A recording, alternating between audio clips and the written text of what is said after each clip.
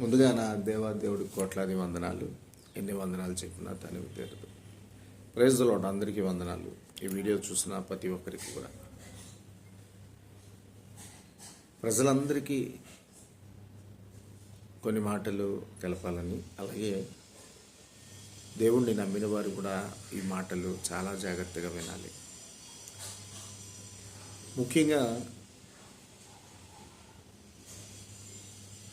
నీవు అన్యజనులకు వెలుగుగా ఉండు అనే మాట బైబిల్ గ్రంథంలో ఒక సేవకుడు కోసం దేవుడు మాట్లాడాడు.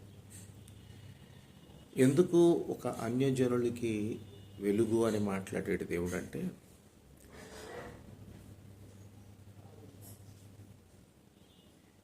ఈ లోకంలో ఉన్నవాడితో స్నేహం చేసి ప్రజలందరూ చీకట్లోనే ఉన్నారు. ఆ చీకటి నుంచి బయటికి తీసుకురావడానికే ప్రభువారు ఆ దివిని విడిచి భూమి మీదకి వచ్చి తన మార్గాన్ని చూపించి సత్యంతో నిత్యజీవం ఇచ్చేవాడిని సృష్టికర్తనని చెప్పి తన శిష్యులుగా చేర్చుకొని వారి ద్వారా ప్రపంచానికి సువార్త ప్రకటింపజేయమన్నాడు. ప్రపంచానికి, సర్వలోకానికి ఇద్దరిద్దరిగా వెళ్ళి ప్రపంచానికి సువార్త ప్రకటించండి, నమ్మిడివాడు రక్షించబడతాడు, నమ్మనివాడికి శిక్ష విధి ఉన్నదని దేవుడు మాట్లాడాడు. చీకటి వెలుగు. చీకటి అంటే పాపం. ఈ చీకట్లో ఉన్నవాళ్ళు ఎవరి మాట వినరు.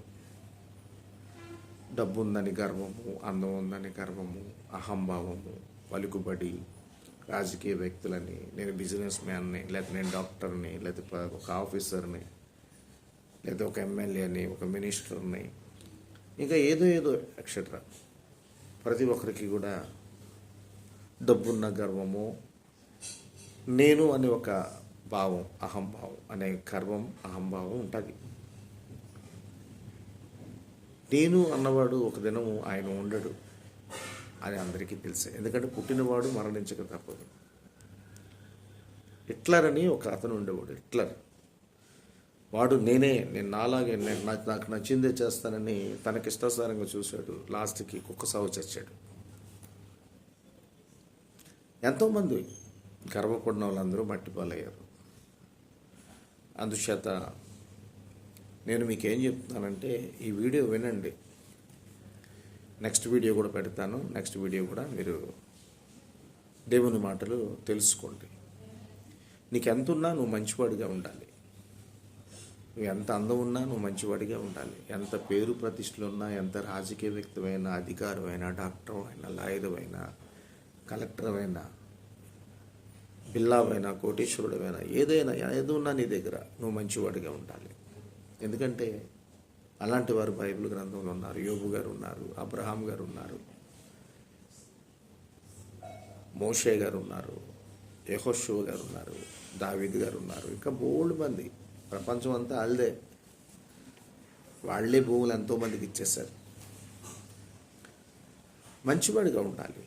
ఎందుకంటే మంచివారిని, చెడ్డవారిని దేవుడు చూస్తున్నాడు. సామెతలు 15:3 ఉంది, చదువుకోండి. మంచివారందరూ వెలుగులో ఉన్నట్టే కాదు, ఉన్నారు, వెలుగులో ఉన్నారు మంచివాళ్ళు. ఎందుకంటే దేవుడు వారికి తోడు ఉంటాడు. చెడ్డవారందరూ చీకట్లో ఉన్నారంటే సాతాను వాళ్ళకి తోడున్నట్టు. సాతానుగాడు దేవుడికి దూరం చేస్తాడు, నరకానికి దగ్గరికి తీసుకెళ్తాడు. దేవుడు నరకం తప్పించి పరలోకం ఇవ్వాలని దేవుడు కృప. దయచేసి ప్రతి ఒక్కరూ పాపానికి చోటు ఇవ్వకంట, మంచికి చోటు ఇవ్వండి. ఈ లోకంలో దేనికి ఆశపడకంట, ఉన్న దాంట్లో సంతృప్తిగా బ్రతికి కుటుంబంతో సంతోషంగా ఉండి, ఎదుటివారి విషయంలో కూడా మతాలు చూడకంట సంతోషంగా బ్రతకండి. ఆరోగ్యంతో బ్రతకండి. దేవుడిచ్చిన ధనంతో బ్రతకండి. దేవుడిచ్చిన మంచితనంతో బ్రతకండి. దేవుడిచ్చిన సంతృప్తి అయిన జీవితంతో తృప్తి పొందుకుంటూ ముందుకు వెళ్ళండి. అన్యాయస్తుడిగా ఉండకండి. గర్విష్ఠులుగా మిగిలిపోకండి. అహంభావులుగా, కోపిష్ఠులుగా చనిపోకండి. మంచిగా మారిపోండి. మంచిగా ఉంటే మీకు ఎక్కడికి వెళ్ళినా, ఏ ఇంటికి వెళ్ళినా, ఏ గృహానికి వెళ్ళినా కూర్చోబెడతారు. చెడ్డవారైతే అసలు కుర్చీ కూడా వేయరు. మరి కేవలం మనుషులే అలాగనుకుంటే మరి దేవుడు? ఆలోచించండి. డిమార్ట్కో లేదంటే ఇంకెక్కడికో షాపింగ్కి వెళ్ళి మంచివన్నీ తెచ్చుకుంటాం, చెడ్డవన్నీ పక్కనెట్టేస్తాం. ఈ కేవలం బ్రతుకుతెరు మానవుడికున్న ఈ సృష్టిలో మనిషి బ్రతకడానికి కావలసినవన్నీ తెచ్చుకుంటున్నాడు మంచివి. కానీ తన హృదయాన్ని కూడా మంచిగా ఉంచుకోవాలి, తన అంతరంగాన్ని మంచిగా ఉంచుకోవాలి, తన దేహాన్ని మంచిగా కాపాడుకోవాలి, తన మాటను మంచిగా మాట్లాడాలి.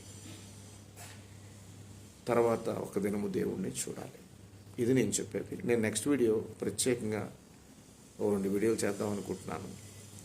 వీలుంటే ఖచ్చితంగా చూడండి. పాపానికి చోటు ఇవ్వకండి. నెక్స్ట్ వీడియో నేను అది వాక్యంతో మీతో మాట్లాడతాను. పాపం వల్ల వచ్చేది మరణం. దయచేసి మరణాన్ని తప్పించుకోవాలనుకుంటే మంచివారిగా బ్రతకండి, సాటి మనిషిని ప్రేమించండి. God bless you all. Me brother Shailesh Babu.